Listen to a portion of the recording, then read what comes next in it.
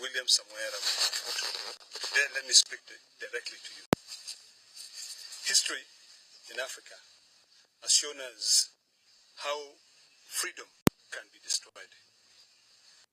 In Sierra Leone, where Kenyan military went to keep a peace mission, the UN played a very critical role in ensuring two things. One, total destruction of that country, and number two, some form of stability. When the younger generation said no, it led to atrocities, it led to militia groups where there was total chaos. Student leaders ended up becoming militia leaders. We know of people who were called snake because of the way they used to fight and bite. The reforms that the Gen Zs are talking about are reforms that, if you're wise, which I believe you are, do not take petty advice from people who don't give a hoot in hell about this country, are reforms that you can do them now when you're in power. The sword that you have repeatedly said, is not for cutting bread, but it's for offering proper leadership. If you do not take this chance, this country, the security, the freedoms that we know, will eventually deteriorate to a point where, in history in Sierra Leone, they were being told, if you want a short sleeve or long sleeve, then your hands will be mutilated. Wise leaders act during times of crisis. The Gen Zs are saying, we don't want corruption. The Gen Zs are saying, we do need jobs. The Gen Zs are saying, we are tired of people living outside their means.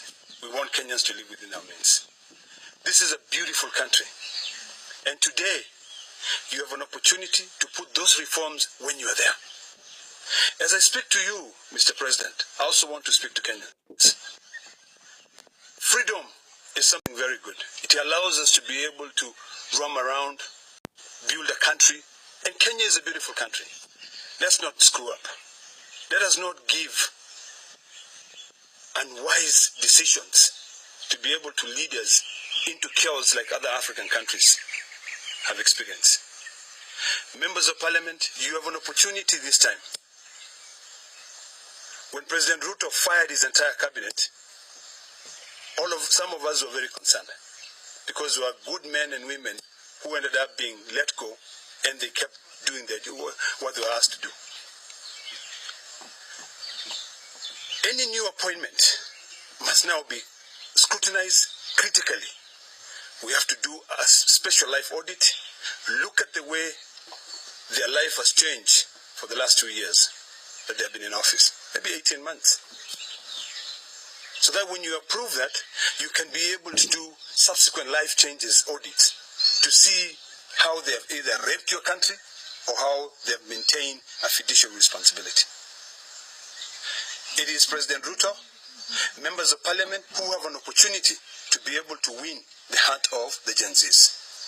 It is us, colleagues in the Senate, colleagues in the National Assembly, who have to really now think outside the box to be able to bring these new changes. Finally, I want to reiterate on this issue of enslavement by the IMF and the World Bank. If you look at other African countries that have gone through these turmoils, their constitution, their laws, their rules, and even how, whether there is a new leader today or tomorrow, like Freetown, like Liberia, Charles Taylor was planted there by the UN. So not everyone should say the UN is good, but the UN is much better than the IMF and the World Bank. And I'm sure that is subject to criticism. Let us try to realign our own existing resources. Realign them to build our economy, and we live within our means.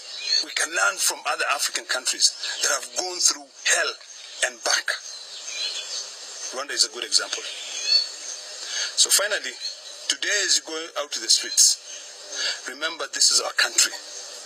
And we have to fight until the last man standing to make sure that we retain peace in this country.